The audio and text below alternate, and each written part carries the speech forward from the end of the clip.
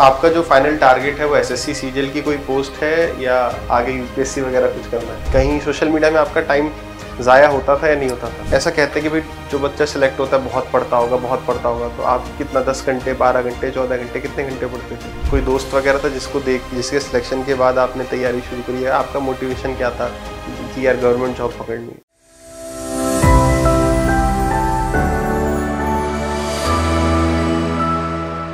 Hello everyone, सभी को नमस्कार। मैं अवधेश दीक्षित आप सभी का इस प्लेटफॉर्म पर स्वागत करता हूं। तो आज के इस सेशन में मैं आपको मिलवाऊंगा अक्षय से। Akshay, welcome to this platform. Thank you. आपको सीएजी एडिटर की पोस्ट मिली है सीजीएल 22 के थ्रू। Yes sir. तो कुछ बातचीत हम करेंगे जिससे जो स्टूडेंट्स अभी तैयारी कर रहे हैं उनको कुछ सीखने का मौका मिले।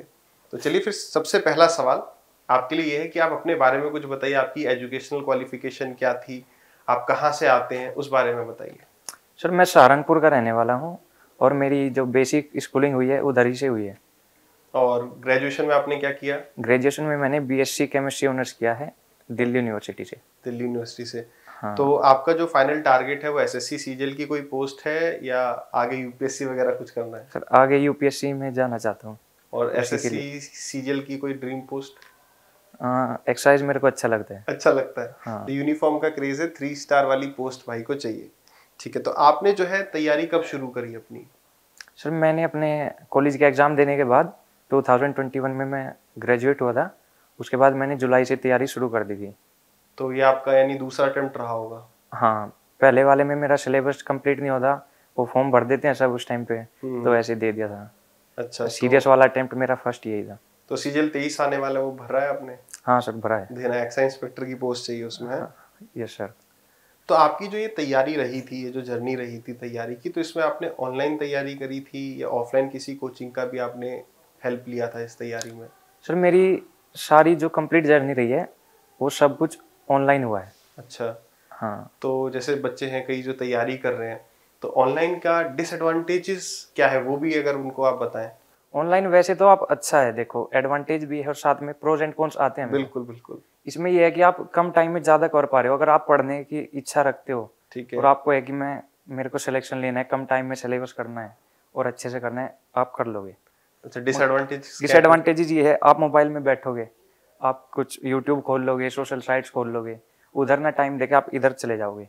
आपको कब नहीं पता नहीं चलेगा कि आप 40 मिनट से 40 ऐसे 4 घंटे कब बन जाएंगे।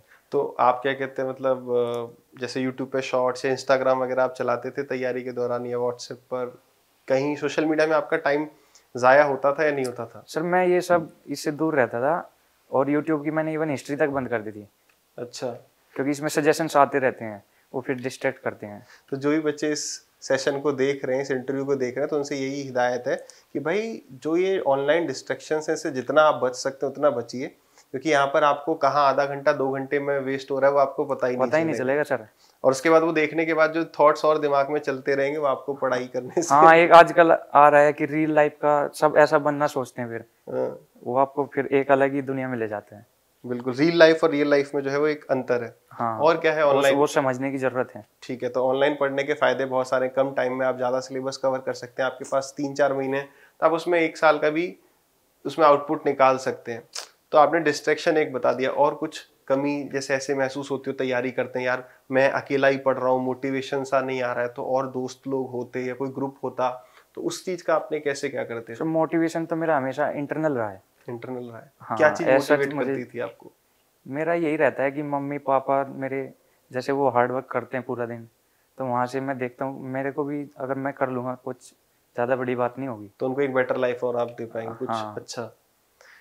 तो भाई इनर मोटिवेशन इज मस्ट। मैंने आपको कई बार कहा है कि बाहर आप कितना भी देखते रहो तो उससे कुछ नहीं होने वो वाला। चीज़ आपको उल्टा डिमोटिवेट करती है। कुछ टाइम के लिए तो मोटिवेट कर देगी, बट उसका जो अगर आप लॉन्ग टर्म में देखोगे वो ऐसा कोई बेनिफिट नहीं है, वो डिमोटिवेट करती है। डिमोटिवेट मेरे ख्याल से ये भी करती है कि मैंने मोटिवेशनल वीडियो 2 घंटे देखी, तो वो फायदा देखने के बाद मुझे लगा यार मेरे 2 घंटे वेस्ट हो गए, यस सर। इसमें तो मैं कुछ और पढ़ लेता। हाँ हाँ। तो वो सारी चीजें, तो यार ऑनलाइन आप जितना टाइम सोशल मीडिया में कम वेस्ट करें उतना ज्यादा बेहतर है।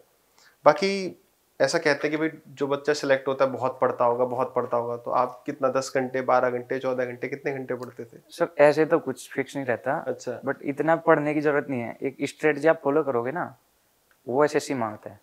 तो एसएससी क्या मतलब बहुत ज्यादा प्रैक्टिस मांगता है या बहुत ज़्यादा स्मार्ट वर्क मांगता है? क्या सिलेक्शन के लिए ज़्यादा इम्पोर्टेंट है? प्रैक्टिस और स्मार्ट वर्क दोनों चाहिए।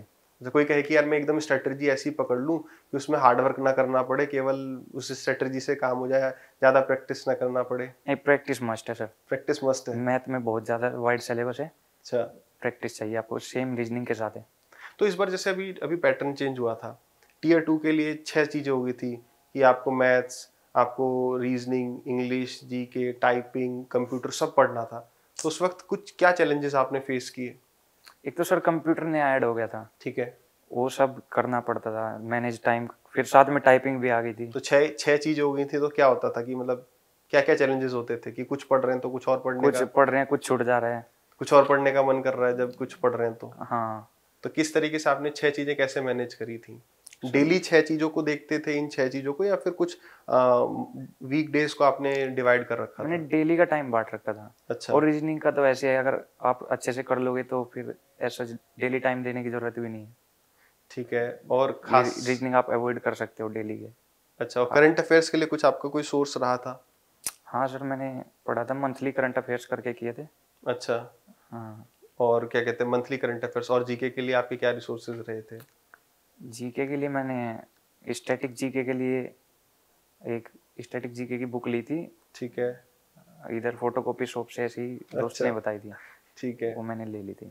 ठीक है, ठीक है। तो जैसे आपने मेरे हिसाब से मैथ्स, इंग्लिश, रीजनिंग, जीके, इसके लिए मल्टीपल एजुकेटर्स को फॉलो किया था, सिंगल एकदम हम कह सकते हैं आपने फलाने एजुकेटर से ही केवल पढ़ा और सिलेक्शन क्या रहा था आपका? मल्टीपल रहता है सर, इतने सारे सोर्सेज अवेलेबल हैं तो सबका यूज़ किया है। सबका यूज़ किया है।